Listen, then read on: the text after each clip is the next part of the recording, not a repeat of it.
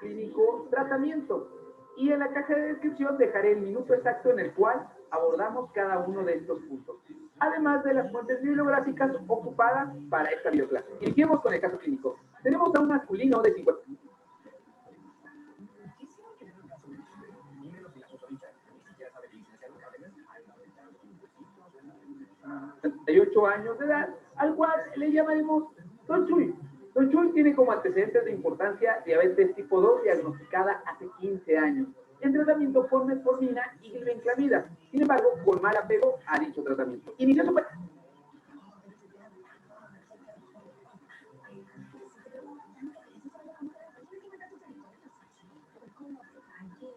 padecimiento actual hace 8 semanas, con un cuadro caracterizado por tos productiva, la cual por momentos era emetizante y disneizante, además de presentar pérdida de 10 kilos en estas 8 semanas y diaforesis nocturna. Hoy acude al servicio de urgencias.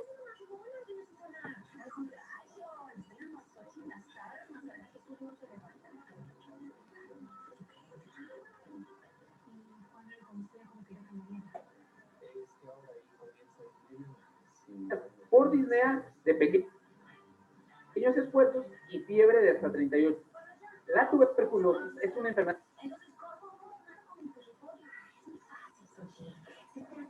infecciosa que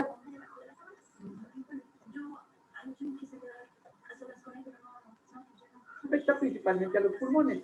Es provocada por la bacteria Mycobacterium tuberculosis. Esta infección suele ser asintomática en personas sanas, dado a su buen sistema inmune, el cual forma una barrera alrededor de la bacteria. Entre sus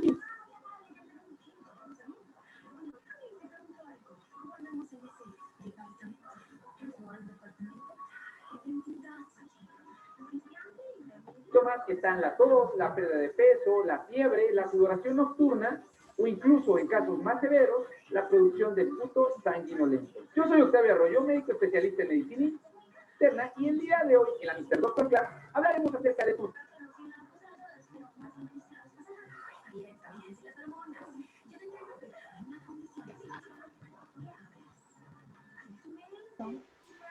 tuberculosis. Su abordaje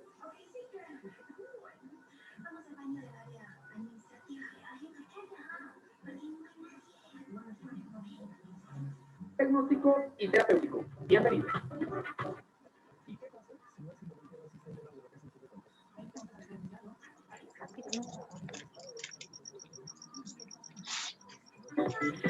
Los puntos que abordaremos el día de hoy en esta videoclase son los que cualquier médico, independientemente de su especialidad, deben de conocer acerca de este tema. Además de darle un enfoque para aquellos que presentarán. Elena, a ver, ¿cómo es?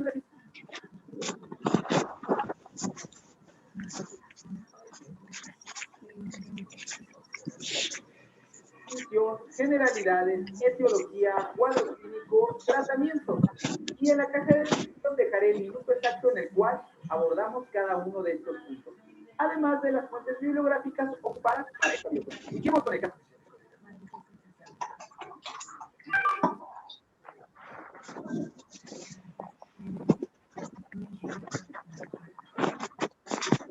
Tenemos a un masculino de 58 años, al cual le llamaremos Don Chuy. Don Chuy tiene como antecedentes de importancia diabetes tipo 2 diagnosticada hace 15 años. En tratamiento por metformina y glibenclamida.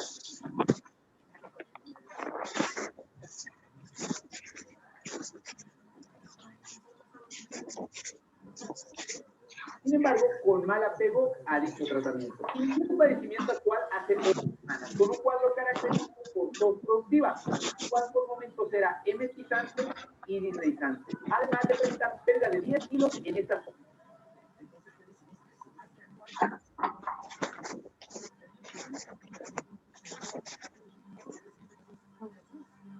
8 semanas y diaforesis nocturna. Hoy acude al servicio de urgencias por disnea de pequeños esfuerzos y fiebre de hasta 38 grados. Al momento de la exploración física vemos sus signos vitales con una tensión arterial de 90/60 milímetros.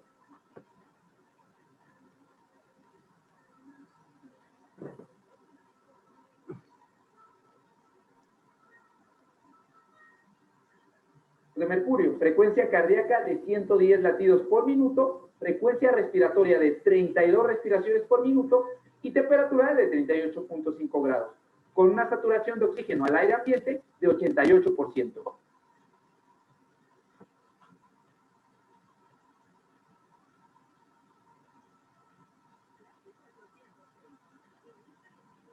Otros puntos relevantes que llaman la atención a la exploración física es el tiraje intercostal y el uso de músculos accesorios, además de la presencia de estertores infraescapulares de forma bilateral, tanto a la inspiración como a la expiración. Pregunta número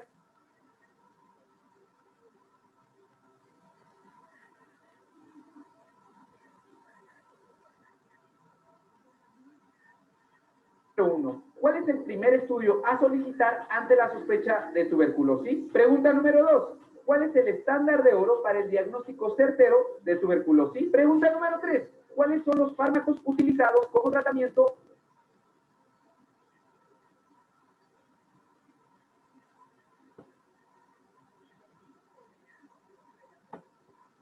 para la tuberculosis primaria? Pregunta número 4. ¿Cómo se define tuberculosis farmacoresistente? La tuberculosis es una enfermedad infectocontagiosa provocada por el complejo Mycobacterium tuberculosis, la cual afecta principalmente al parénquima pulmonar. Sin embargo, es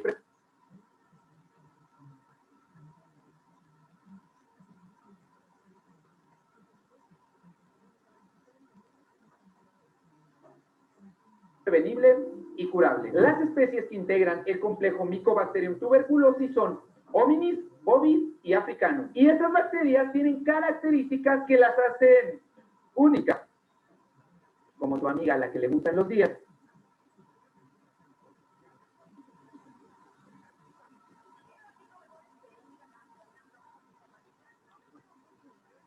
Lluviosos, ama el negro y toman café. Entre las características que debemos de conocer acerca de esta bacteria es que son bacilos, son bacterias ácido-alcohol resistentes. Esto quiere decir que una vez teñidas de rojo por la fuchina, muy difícilmente se van a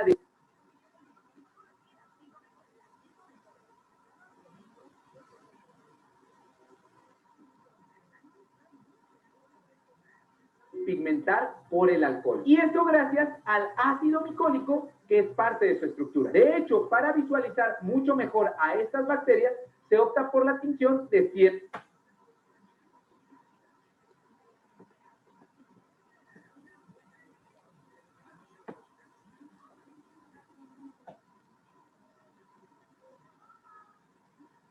Nielsen. Pregunta de examen. Estos bacilos son aerobios estrictos, es decir, tienen afinidad por sitios con aire. Deberían irse con el Slover. Por eso los podemos encontrar en la región apical de los pulmones. Su factor de virulencia es conocido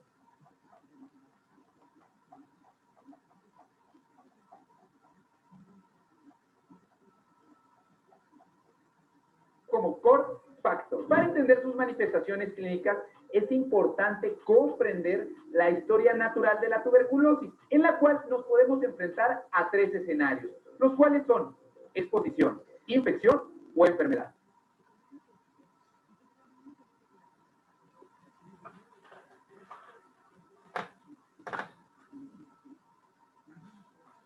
O los 3. La exposición se refiere al hecho de que la persona estuvo expuesta a la bacteria. Sin embargo, su cuerpo fue capaz de eliminarla sin desarrollar infección o enfermedad. ¿Y cómo es posible esto? Tenemos a una persona bacilífera, es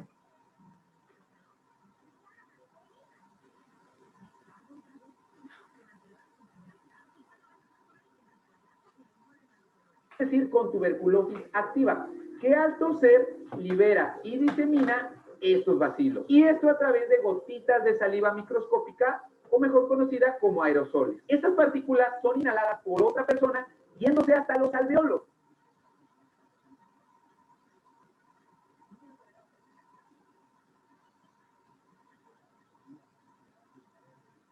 La parte mínima de los pulmones, en donde existe una replicación lenta, más o menos entre 14 a 21 días. Para que esto ocurra, la persona bacilífera y la persona expuesta debieron de estar en íntima relación de manera prolongada. La L.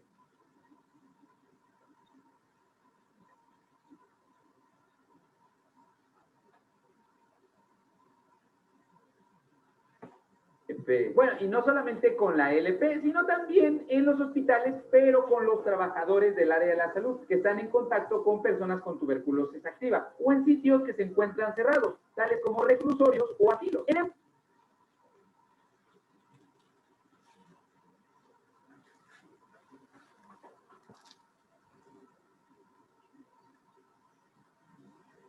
Mejor de los casos, los macrófagos alveolares eliminan al bacilo sin necesidad de llamar a los linfocitos T CD4, con lo que no se produce la infección. Y eso que les acabo de explicar sucede en más del 50% de las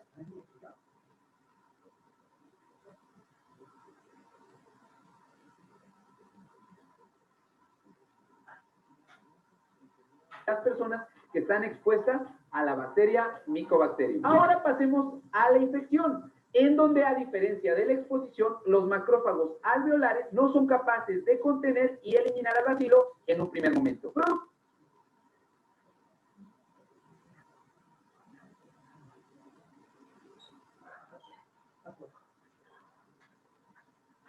Produciéndose entonces su replicación a nivel alveolar, con posterior diseminación a nivel linfático. Y esta es pregunta de examen. Una vez expuesto a la bacteria, la infección primaria por tuberculosis pulmonar se da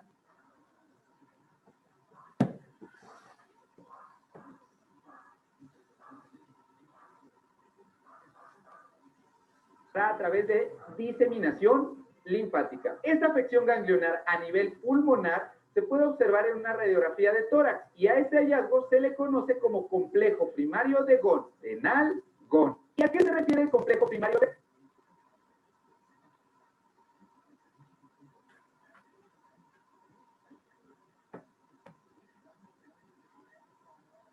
Ghon? A 3 puntos, N de neumonitis, A de adenitis y L de linfangitis, lo que nos da el acrónimo de NAL. Nal-Ghon. Ya ven como si se los dije que era Nal-Ghon. Una vez llegado el complejo de micobacterias a los ganglios,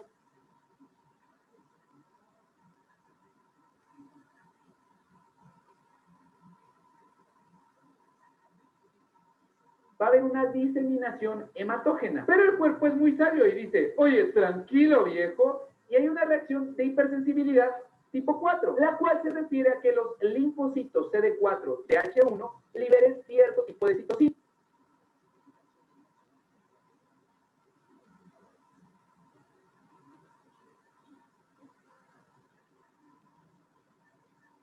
Entre las principales, el interferón gamma. Estas citocinas llaman entonces a más macrófagos, los cuales literalmente se tragan a los bacilos formando granuloma. Estos macrófagos contienen a los bacilos. Sin embargo, como dentro de ellos hay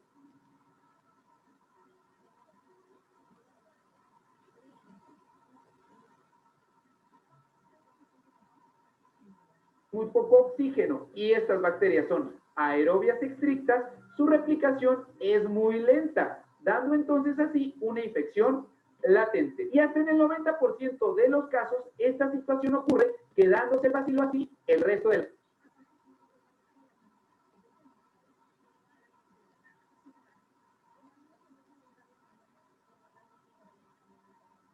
la vida de la persona. Ya explicamos lo que es exposición e infección. Ahora pasemos a enfermedad. La enfermedad por Mycobacterium tuberculosis o tuberculosis pulmonar activa se refiere al hecho de la reactivación de la infección latente, la cual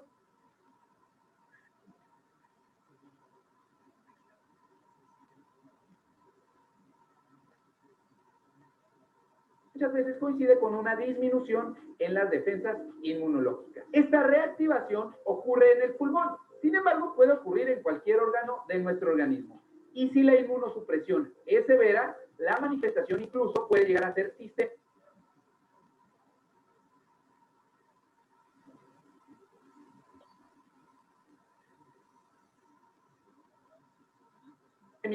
Como es el caso de la tuberculosis miliar. La infección por VIH constituye la primera causa a nivel mundial para la reactivación de esta enfermedad. Sin embargo, en México, la principal causa es la diabetes mal controlada. ¿No me creen? Aquí abajo les dejo las vías.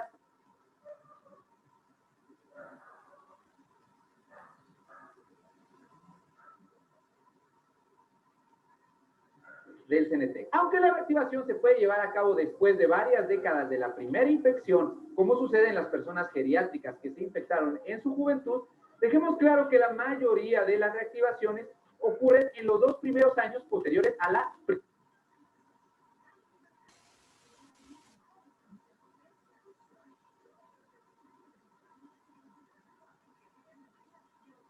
infección, pero dejando claro que solamente el 10% de las personas infectadas desarrollarán la enfermedad pulmonar por tuberculosis. ¿Y qué situaciones hacen que una persona pueda desarrollar tuberculosis? Básicamente, la inmunosupresión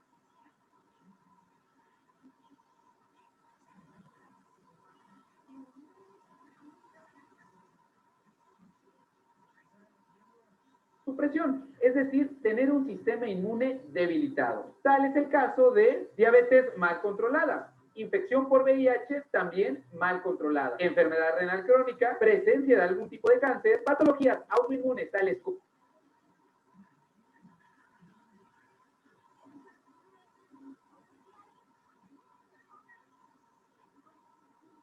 como lupus o artritis reumatoide, desnutrición, tabaquismo, tratamiento inmunosupresor prolongado tales como los esteroides, contacto prolongado con personas que tengan tuberculosis activa y el hacinamiento. Las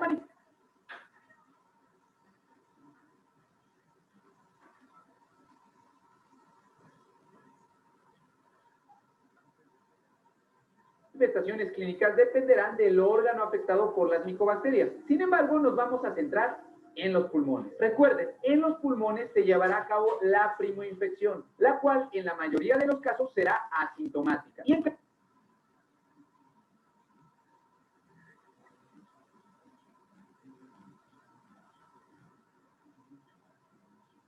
caso de dar manifestaciones, estas serán en los lóbulos medios o inferiores de estos órganos, tal como lo vimos con el nalgón.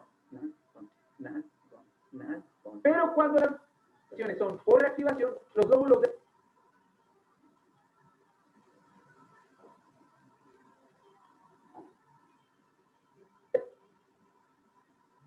los pulmones afectados son los apicales, porque ahí hay más oxígeno. Y recuerden, esas son bacterias aerobias estrictas. Y aquí es donde se da el cuadro característico, el cual inicia con tos. ¿Y cómo es esta tos? Es una tos productiva.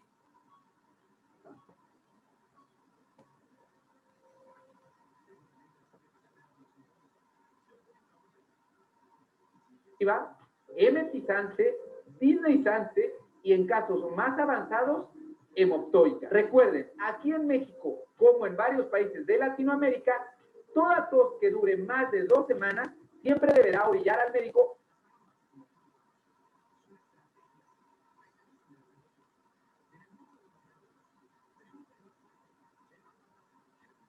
a pensar en tuberculosis y más si tiene factores de riesgo. Otras manifestaciones son la febrícula y en casos más avanzados la fiebre. También la diaforesis nocturna y la pérdida de peso importante. Y en casos más graves, la disnea y la hemoptosis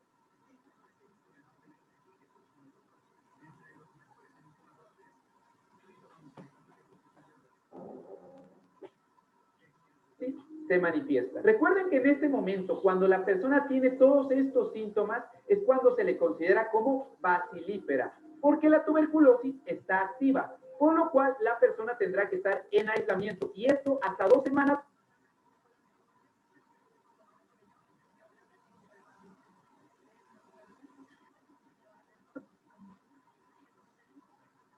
después de iniciado el tratamiento. Además de la afección al parénquima pulmonar, también se puede llegar a ver afectada la pleura. Esto es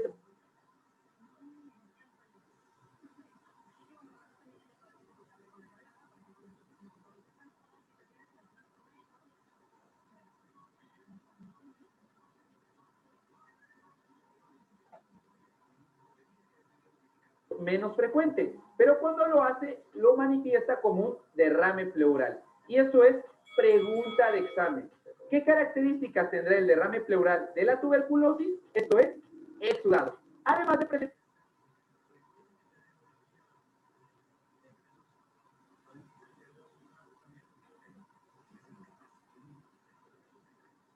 presentar linfocitosis y ADA positivo. Hay que recordar que la presencia de bacilos en este líquido pleural es prácticamente nula, por lo que una baciloscopía negativa de dicho líquido no excluye la enfermedad. Si deseamos un diagnóstico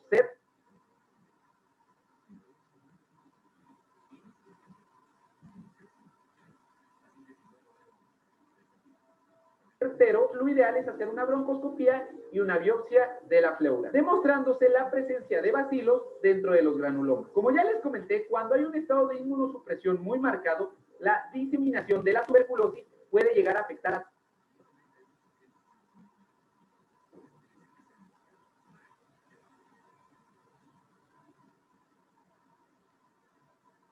todo el cuerpo, y esto es a través de vía hematógena. A esta condición se le conoce como tuberculosis miliar. Y esta condición de tuberculosis miliar no solamente se refiere al hallazgo radiográfico de semillas de mijo, la cual vamos a ver a continuación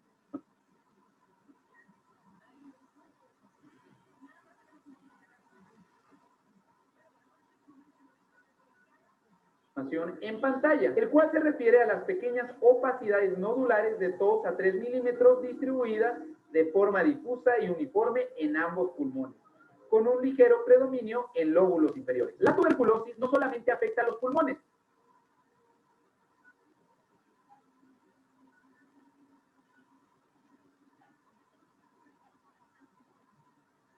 cuando esta se disemina también puede afectar al cerebro, a los ojos, a los riñones, a los huesos, y a esta condición se le considera como tuberculosis extrapulmonar. Para fines de esta videoclase solamente mencionaré puntos claves de estas condiciones. La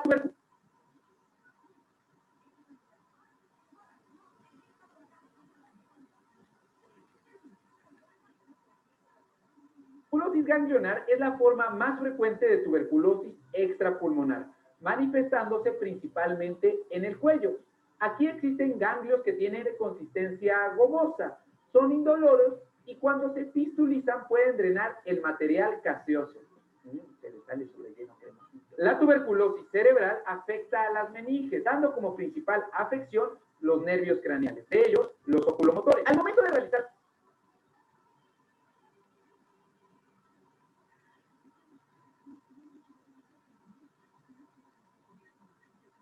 una punción lumbar, vamos a encontrar en el líquido linfocitosis, además de hipoglucorraquia e hiperproteinorraquia.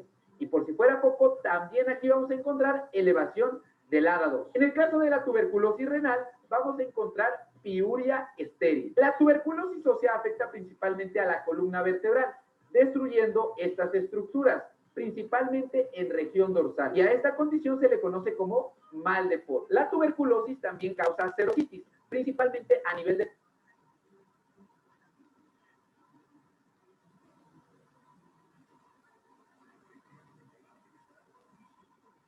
el pericardio. Y como lo vimos en el derrame pleural, una forma para diagnosticar es cuantificar y encontrar elevada el ADA2. Otra serosa afectada es el peritoneo, lo que condicionará tuberculosis peritoneal. Y aquí se tendrá que hacer el diagnóstico diferencial con la carcinomatosis. Para diagnosticar tuberculosis tenemos que tener en claro qué es lo que buscamos, si tuberculosis latente o tuberculosis activa, ya que los métodos diagnósticos cambiarán. Para el caso de la tuberculosis latente, una prueba que podemos utilizar es la reacción de Mantoux o prueba de tuberculina. En esta prueba se inyecta de forma intradérmica en el antebrazo un conjunto de proteínas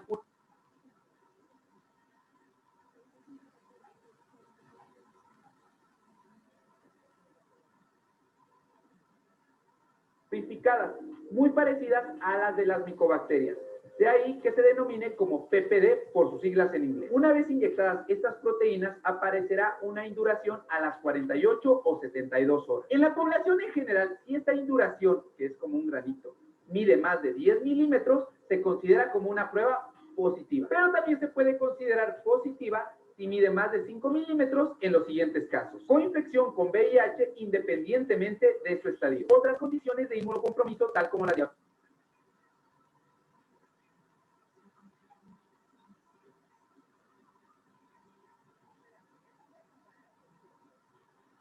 veces mal controlada, uso de esteroides de forma crónica, historia de algún trasplante de órganos, cambios en la radiografía sugestivos de tuberculosis inactiva, niños menores de 5 años, independientemente si fueron o no vacunados con la BCG, y pacientes con desnutrición. Insisto, esta prueba de tuberculina o reacción de Mantoux solamente nos hablará de tuberculosis latente. No nos indica si hay o no hay tuberculosis activa. La reacción de Mantoux nos habla de una inmunidad cutánea y esto es secundario a lo que ya hablamos hace un momento, a la reacción de hipersensibilidad tipo 4, mediada por los linfocitos T.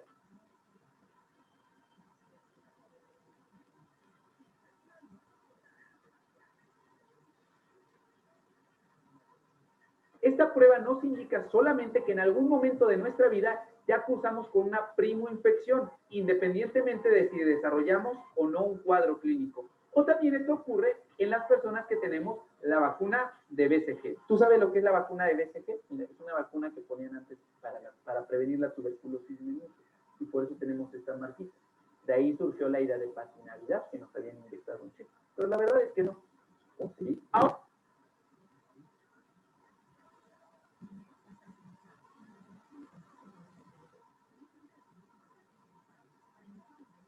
Ahora que si lo que buscamos diagnosticar es tuberculosis pulmonar activa, la primer prueba a realizar es la baciloscopía con tinción de Ziel-Nielsen. Pregunta de examen. Sin embargo, el estándar de oro para el diagnóstico certero de tuberculosis es el cultivo. Y esto debe ser en un medio adecuado, tal como el de Lowenstein-Jensen. En cuanto a la baciloscopía, es importante que recuerden que deben de ser 3 tomas seriadas.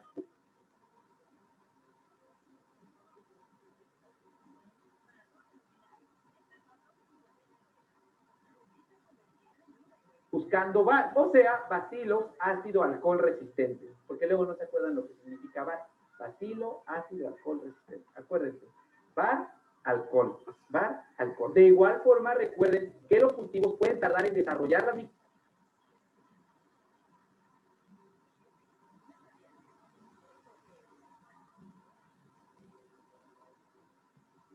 bacterias hasta 8 semanas y esto secundario a su crecimiento lento. Y a diferencia de esto, la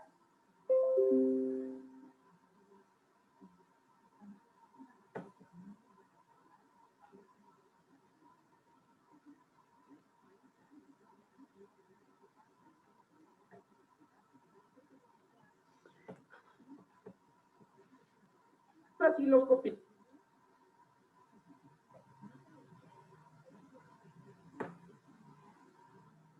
sí deben de ser reportadas en menos de 24 horas. Algunos puntos importantes a recordar también de la baciloscopía es que el hecho de que salgan negativas no descarta el diagnóstico de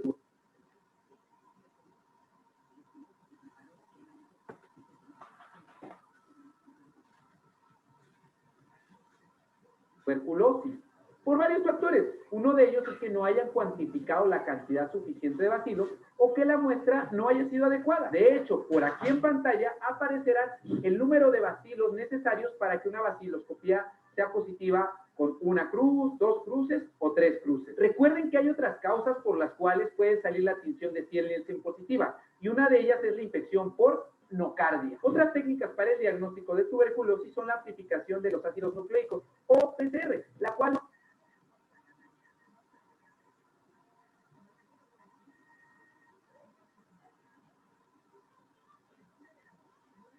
permite, además de diagnosticar la tuberculosis, ver si hay resistencia a la rifampicina. Un nombre comercial muy conocido de esta prueba es el GeneXpert, la cual nos puede dar diagnósticos de tuberculosis hasta en menos de 2 horas y hablar también de diagnósticos de tuberculosis extrapulmonar. El TAES o el tratamiento acortado estrictamente supervisado consta de 4 fármacos: isoniazida, rifampicina, piracidamida y etambutol. Y se le denomina como TAES, tratamiento acortado estrictamente supervisado, porque la principal causa de falla al tratamiento para la tuberculosis es el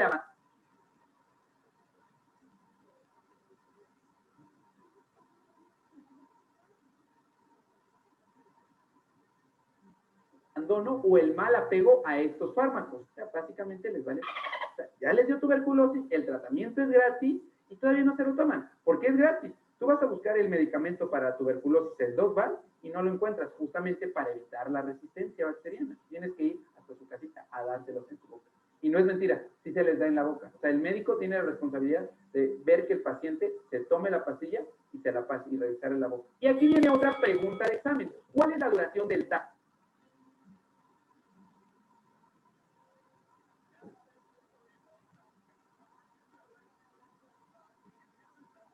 Y eso es 6 meses en la tuberculosis pulmonar primaria. Es importante saber cómo se clasifica la administración del TAE.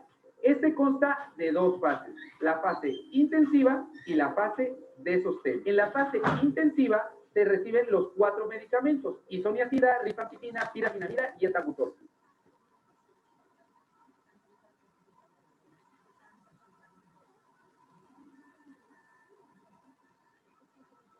Mientras que en la fase de sostén solamente se administra la isoniazida y la rifampicina. La fase intensiva dura aproximadamente 2 meses y medio, es decir, 10 semanas, en donde el paciente tendrá que tomar 60 dosis diario de lunes a viernes hasta completar esta primera fase. La fase de sostén dura aproximadamente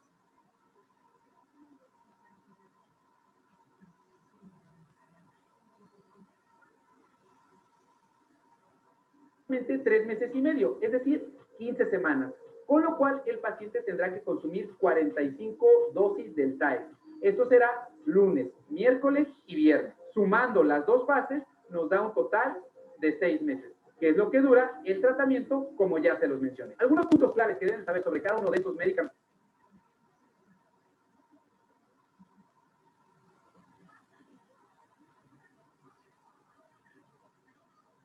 de primera línea para el tratamiento de la tuberculosis son los siguientes. La isoniazida es el fármaco más importante de estos 4, ya que es tanto bactericida como bacteriostático.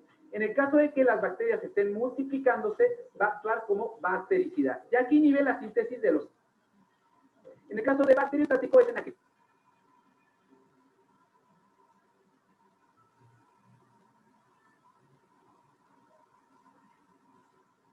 aquellos bacilos que se encuentran en reposo. Es importante recordar que tiene un metabolismo hepático, por lo que puede causar hepatotoxicidad. De ahí la importancia que al inicio del tratamiento se tomen pruebas de función hepática, ya que pueden elevarse tanto la LT, la ST, las bilirrubinas o incluso la fosfato. Bien, jóvenes, vamos a terminar. Gracias por su tolerancia. Hasta el próximo martes. Nos va a cortar el Zoom. Hasta pronto, hasta pronto. En el caso de presentar elevación de Chao, doctor. por arriba de su valor,